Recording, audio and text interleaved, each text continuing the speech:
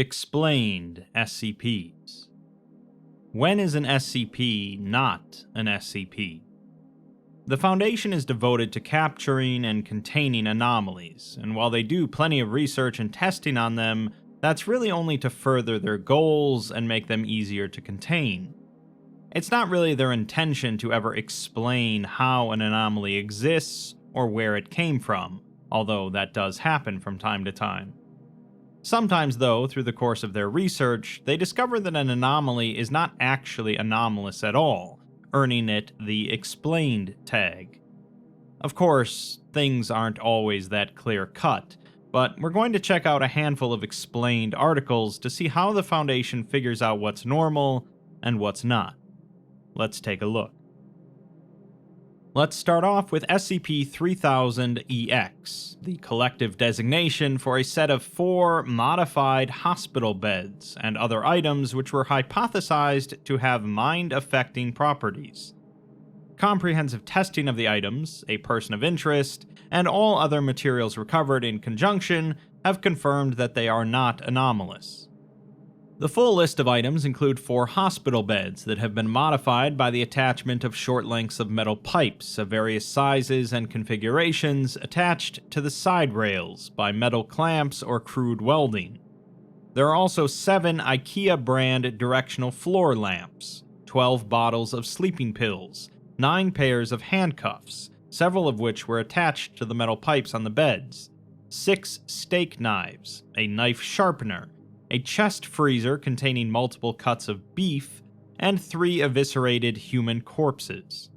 The bodies were all teenaged males, identified as 3 missing persons from Texas. The items were recovered on April 4th, 1987, following interception of police communications with a high incidence of trigger phrases, which included murder, ritual, kids, flesh, speaking in tongues, and cult-like.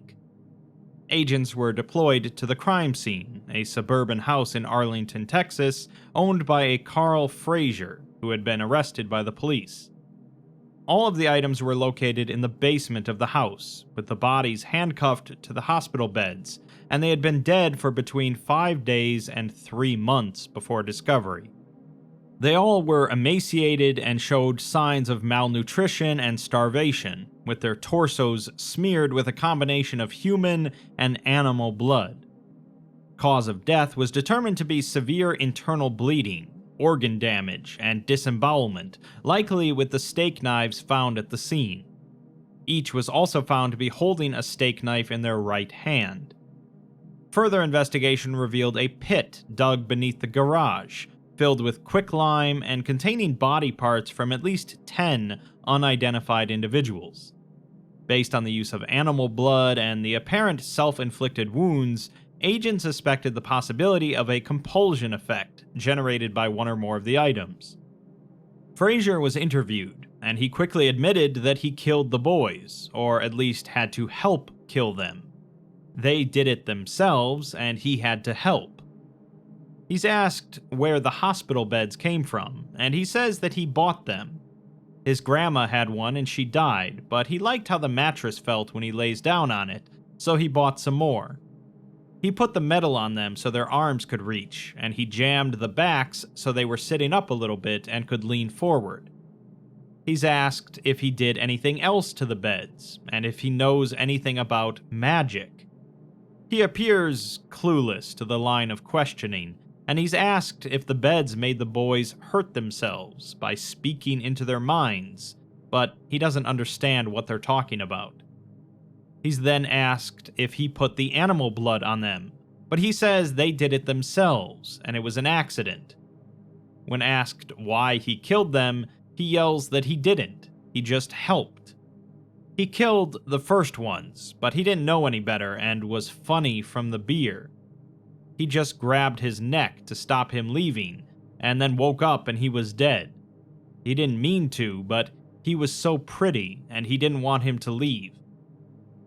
He's asked about one of the bodies they found, and Frazier says that he had a strong face and bright eyes, but he got too weak. He tried feeding them once he got the handcuffs in the basement arranged, but they didn't want to eat. He realized that the food was making them less beautiful, so he realized that the only way they could stay beautiful was if they ate themselves. It's like a beautiful loop, and the beauty goes around and never wears off. He couldn't make them understand though, even though he gave them the knives and told them, so he had an idea. After one woke up and was on the bed, yelling, he told him that he had to eat himself. Eventually, after enough days, he put a frozen steak on his belly and told him he could eat it. He knew that the freezer makes the meat harder and slippery for the knife, and he knew how sharp the knife was. If he could only start cutting, he would smell his body, and he would be so hungry, and then the beauty would go on forever. But he was too weak, and couldn't hold the knife steady enough, so Fraser had to help him. He always had to help them, even though he didn't want to, and the beauty always went out of them afterwards. The Foundation then tried asking Fraser about a number of groups of interest and persons of interest, including Adatum's Wake, the Order of the White Worm, Ayun, and the Fifth Church, but he had never heard of any of them, and polygraph results confirmed it. He was amnesticized and returned to jail for his trial. We're given a newspaper article, however, from a few months later, stating that the murder trial for the Arlington cannibal was thrown out of court yesterday, when the DA's case collapsed in spectacular fashion. The alleged murderer has been released from custody after being accused of the gruesome murders in his home. A police officer told the court the shocking details of his discovery of the bodies, but his testimony faltered during cross-examination. Under a barrage of questions, he admitted that he could not clearly remember his actions for a significant period immediately after discovering the bodies, and he could not explain this confusion. The police records for the case were then shown, showing gaps in the custody of the alleged murder weapons and other evidence, which the officer could not explain. He was adamant that he had nothing to hide, but admitted that he could not rule out tampering with the crime scene or the evidence during the alleged gaps. Following this answer, the case was thrown out and Fraser was released. The SCP article was updated a few days later to note that the Foundation's standard procedures for the use of amnestics have been amended. So, not only did the Foundation investigate an anomaly that turned out to just be a crazy serial killer, they meddled with the case enough to get him released scot-free. Boy, I really hope somebody got fired for that blunder. Next, we have SCP-2700-EX, an anomalous multi-stage illness with an exceptionally infectious nature. While it has been found to affect male subjects, it is over 100 times more likely to infect females, and it's hypothesized that around 12.5% of women worldwide are currently infected with some form of it. The infection causes the cellular breakdown at the apoptosis stage, and rather than dying naturally, cells affected by the infection will continue to live and group together into large clumps, causing a number of symptoms. These include unusual thickness of the skin and puckering or dimpling of the skin, a rash or discharge around the infection site, constant pain and swelling at the infection site, and necrotizing of surrounding tissue, causing black, oozing sores. More severe cases may become metastatic, spreading throughout the body and multiplying symptoms across multiple sites. Left untreated, the infection can lead to full-body necrotizing fasciitis, and something that's redacted. Researcher Harold Perry has volunteered to lead research into the infection, but we're given a log of infractions against Perry and a note from the Ethics Committee. They note that the symptoms of the infection are in fact all factual symptoms of breast cancer, and 12.5% of women born each year will likely face it at some point in their life. All Perry had to do was exaggerate a symptom and claim that it was a highly contagious epidemic, which let him both claim the anomaly and get the ability to quarantine himself with his work. Various pieces of evidence against him have been gathered from his research notes, email correspondence, and security footage. On January 17, 2015, he notes that a new group of D-Class has come in, and their new detection protocols are becoming more and more accurate, allowing them to screen and find multiple infected subjects. 10 days later, he writes that one of the D-Class passed away, and whatever this is, it hits hard and fast. It's better to have as few people involved as possible on the project to make sure they can keep this contained. A week later, he writes that he's getting worried about the stability of one D-Class, and places her in long-term care while they continue work on the other subjects. Security footage from 10 days later shows him leaving the medical ward, entering a men's restroom, exiting carrying a red heart-shaped box, and returning to the medical ward. He sends an email a month later to the head researcher on a different SCP, requesting a cross-test with the SCP to check for efficacy. The researcher agrees, and Perry notes a couple of days later that a D-Class responded exceptionally poorly to treatment with it. Another D-Class seems stable, but he can tell that she's getting weaker. A few weeks later, he writes that one D-Class was responding well to a treatment cycle, but was not cured, and another is deteriorating more rapidly than before. He sends a request to another head researcher about another cross-test, but this researcher denies the request. A week later, he writes that they may have found a breakthrough, as one D-Class is responding very well to a treatment cycle.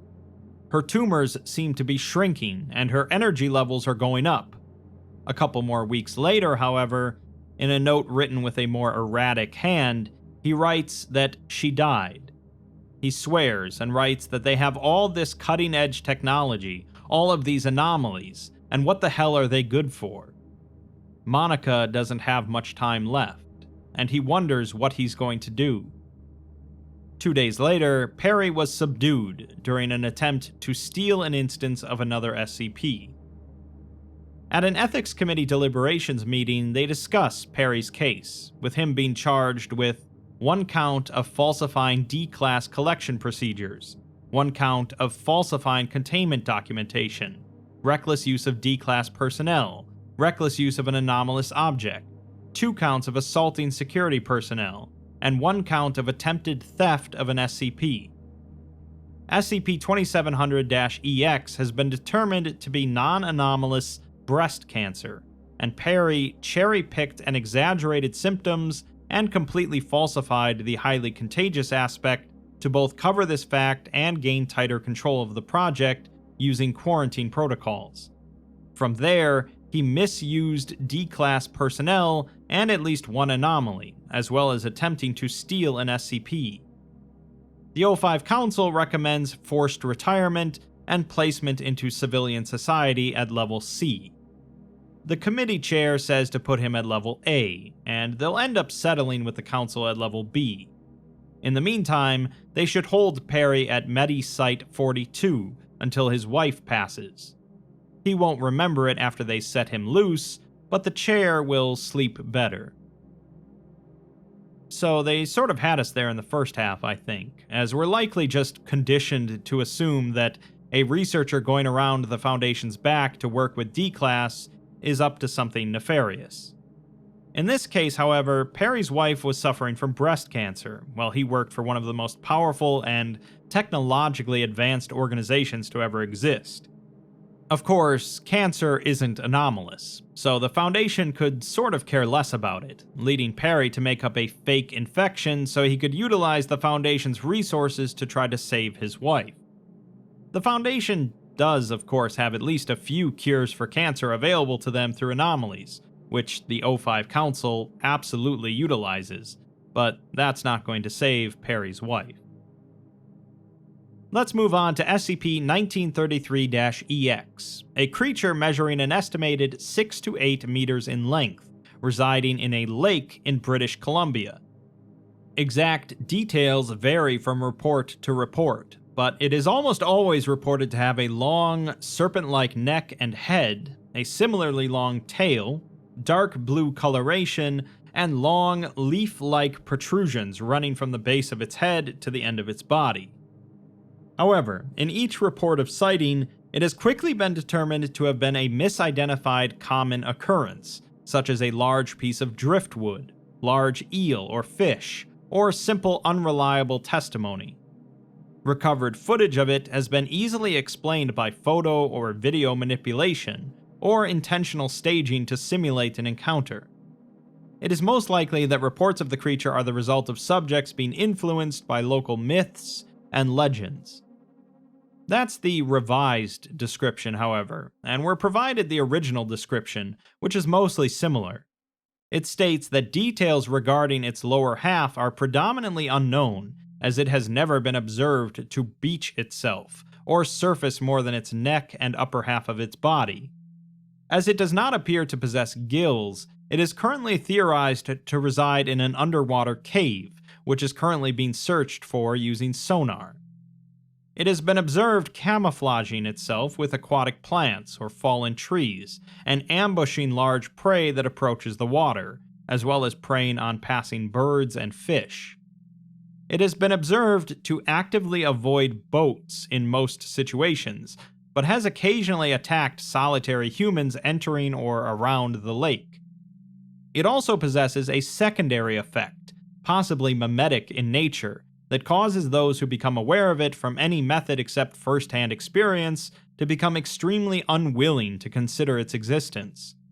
This can include finding flaws in a subject's testimony that are not actually present, seeing wires, animatronics, or photo manipulation where none are present, or verbally shutting down conversation regarding SCP-1933. This is thought to be the result of a defense mechanism designed to keep potential prey from becoming wary of approaching the lake.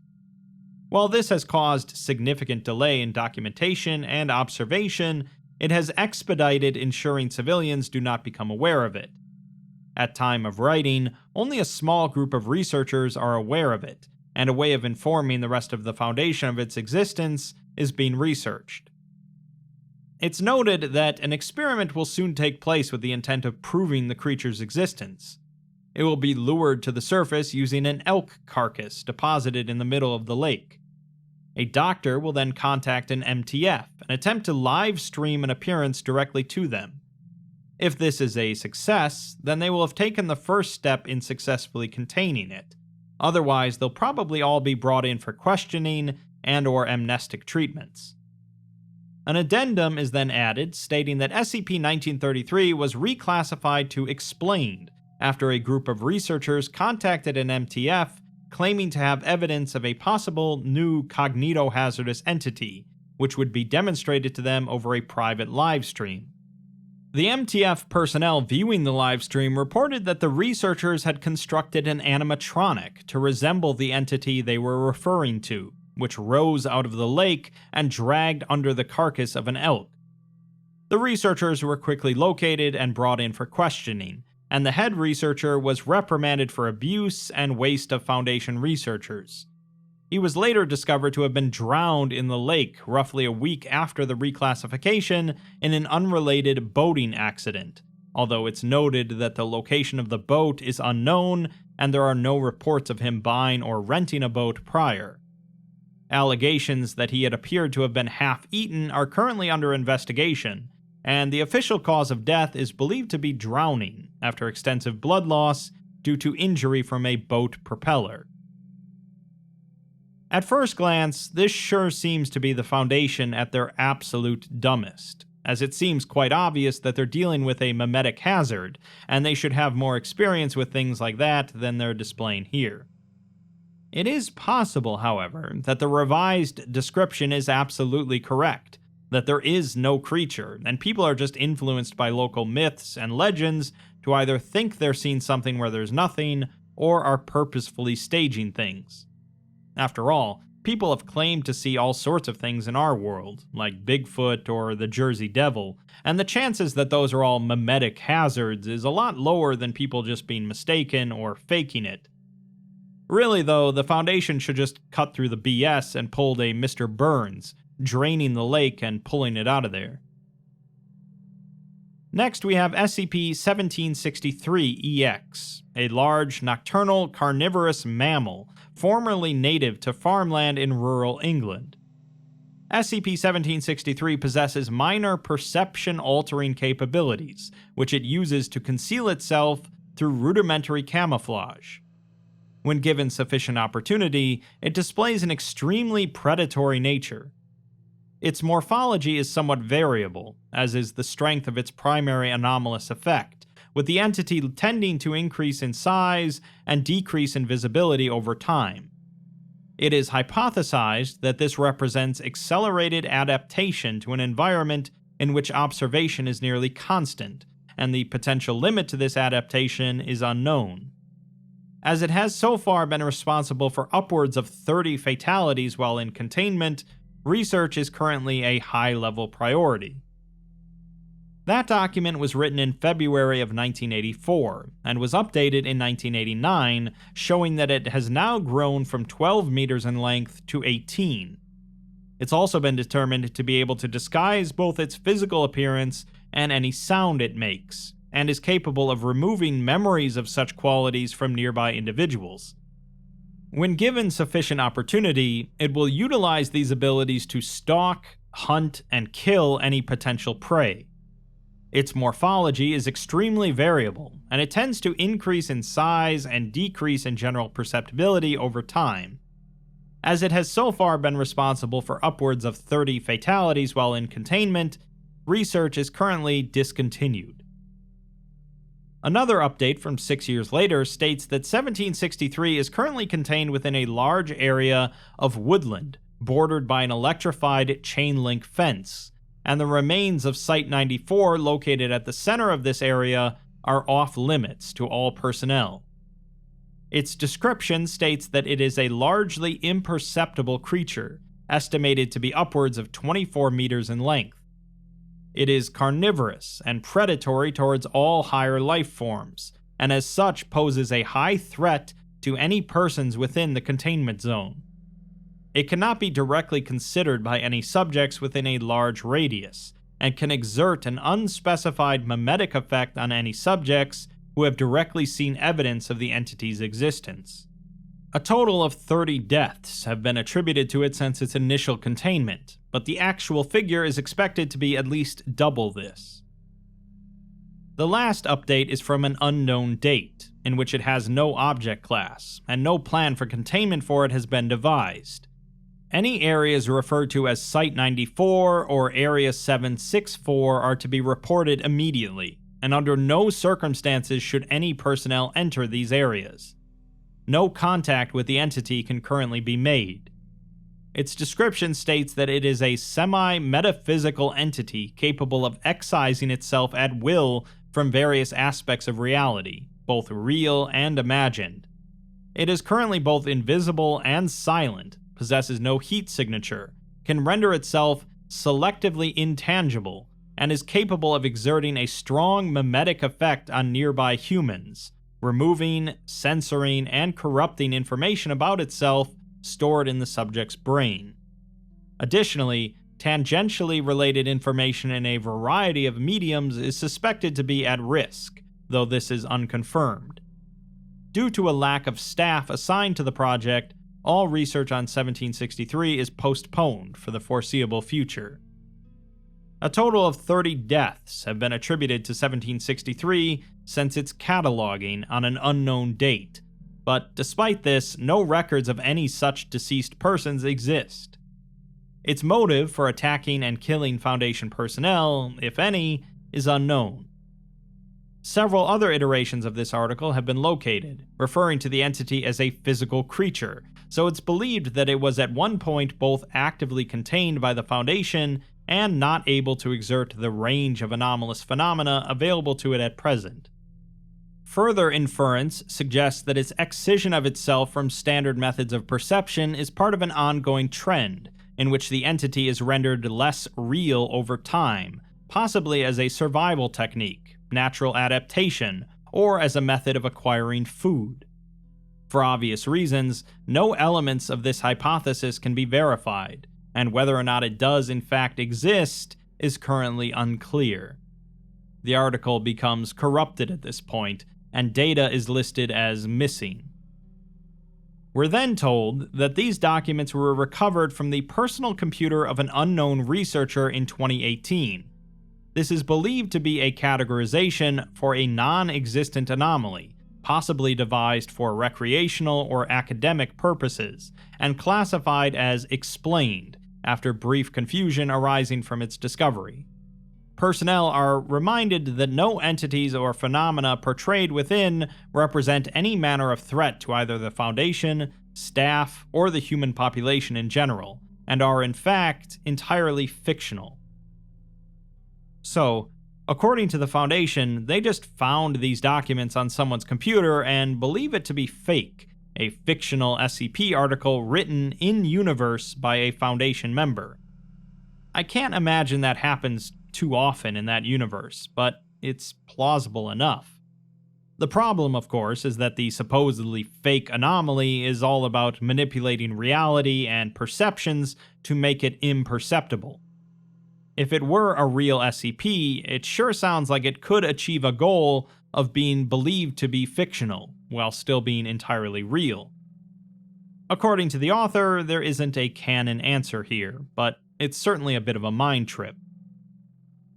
Next, we have SCP-012-EX, which states that the original file for this one has been deleted due to containing fabricated evidence, and to inhibit attempts to waste Foundation resources in replicating the tests. The previous warning on this file, which was that it must not be read in the dark, may be disregarded. SCP-012-EX is the paranoid sensation that one is being stalked by some form of unseen, malicious entity, typically up one or more flights of stairs, in low-light conditions. It is common in children and teens, and may persist until adulthood, with it also being more prevalent in Western cultures, primarily being experienced in suburban settings. Before its redesignation as explained, this article referred to malevolent entities which manifest in close proximity to a human target, in dark and poorly lit areas when the subject is alone. The previous iteration also clarified that approximately 1/3 of humans possess an innate ability to sense the presence of their 012-EX, but there was no data to support this claim. Through neural imaging and interviews with affected persons, it has proven to be merely a combination of various fears, such as terraphobia and climacophobia. Further, the sensation can be exacerbated by the consumption of horror media. It's likely due to this last fact that the falsified documents stated that they appear with more regularity near persons actively panicking or who are feeling fearful and paranoid. It is unknown why these persons are seemingly preferred, but it should be noted that those who dwell on thoughts pertaining to their SCP-012 instances coincide with said instances presenting with higher degrees of clarity and definition while under indirect observation. Though never regarded with any credibility throughout the Foundation's existence, Dr. Theodore Richardson posited the existence of a class of undetectable entities responsible for 012-EX. Due to the prevalence of discussion regarding the sensation throughout various forums and social media platforms, the decision was made to allow him to begin investigating the phenomena. Despite repeated tests purporting to document the existence of malicious entities through the use of pressure plates, laser detection, and sonar imagery, all documentation was found to contain no concrete evidence. Regarding the supposed physicality of the entities, Richardson writes that they are mostly humanoid, though are unbound by human physiology when it comes to ambulation and range of motion, being able to twist and contort their frames into any desired position. The contortion is mainly used to remain unseen, such as slipping beneath a bed frame or hiding behind obstructions. During one observation, a manifestation stretched its limbs to brace itself between two opposing walls, staying well above its target's line of sight as it stalked her in her home. The project was forcibly disbanded by the site director following several complaints from the participating D-class subjects, who each voluntarily left the project due to stress caused by Richardson's mental state as he developed a debilitating fear of the dark. I didn't know that that was something the D-Class could just do. On the night preceding the project's disbandment, where 3 Foundation lives were lost in an unrelated incident, Richardson remarked in his personal journal that they know we can see them. He was placed on paid leave, and his documentation was put on hold for review. 2 days later, his neighborhood experienced a power outage. He dialed the site's emergency response number, but was not present on the other side of the line when the call connected. Within minutes, local police were called because of sounds of struggle coming from the home. Agent Locke is dispatched to investigate, and were given her video log. The body cam activates as she exits her vehicle. Emergency lights are present throughout the neighborhood, and as she crosses the street, a squad car rounds the corner, lights activated, and stops in front of the house. Locke introduces herself with her federal credentials, and the officer replies that he's responding to a possible domestic dispute, leading the two to head to the front door together. Crunching glass is heard as one of them steps on a pair of glasses on the way up, and they see that the curtains are drawn. With the exception of a flickering of a flashlight coming from a room on the second floor, the house is dark. Locke rings the doorbell, and the officer loudly declares their presence, but they receive no response. Upon knocking, they notice that the door is slightly ajar, so they enter, with the officer drawing his weapon. Turning on her flashlight, Locke reveals a living room in mild disarray. The sofa is notably crooked, with the far end being forcibly shoved aside towards a door leading to the kitchen. A glass table that had presumably sat center of the room had been wholly upended and cast aside, shattered, and a recliner was sitting on its back near the front door. In addition, there appeared to have been an attempt to set the home ablaze, with a blackened trail of burnt carpet fiber streaking through the destruction. As Locke kneels to investigate this trail, a woman's sobbing can be heard from above. The two cautiously approach the stairway as the officer identifies himself again as a police officer, eliciting no response from the woman. They ascend the first few steps, stepping over the fractured, burnt remains of a cell phone, and it becomes apparent as they climb that the sobbing is coming from a room near the end of the hall. The door is ajar, and the two advance very slowly. There is then a loud, inhuman groaning, and the sobs rapidly turn to frenzied shrieks, leading the two to quicken their approach. The screams cut off just as Locke opens the door, showing the Richardsons' bedroom, largely undisturbed. A large comforter, bundled tightly, lays hanging off the foot of the bed, twisting around and trailing the floor underneath. A full canvas of the home revealed that neither Richardson nor his wife were present. Collected from the home were a crushed pair of glasses belonging to Richardson, 4 cubic centimeters of burnt carpet, a burnt and destroyed personal cell phone verified to have made the emergency call, and a floral comforter, the bottom of which was shredded and wet with an unidentified clear fluid. Alright, so the current version of this article indicates that 012-EX just refers to a paranoid sensation about being stalked by a creature in the dark. This sensation is more prevalent amongst younger people, particularly in Western cultures, and is exacerbated by the consumption of horror media. This isn't really surprising, and definitely wouldn't warrant an article on its own. Many people are creeped out by being alone in a dark environment, and that can get even worse if you just watched a scary movie. The former version of the article, however, indicates that this wasn't just a paranoid sensation, but there are actually malicious entities which can manifest in dark areas when a subject is by themselves. According to the current article, there never was any data to back this up, leading to the Foundation slapping the Explained class on it, but it sure seems like there was some data. Richardson's research notes indicate that they did observe the entities in testing, and the sequence of events in his home also heavily suggests that these things are real. Theories abound, but it's possible that the entities are indeed real, but can only really manifest if one believes that they could manifest. In that case, the Foundation changing the article to be explained and presenting it as just a paranoid sensation rather than actual entities that will kill you in the dark if you believe they can is a preventative measure. If no one believes these things exist, no one can be harmed by them, at least in theory.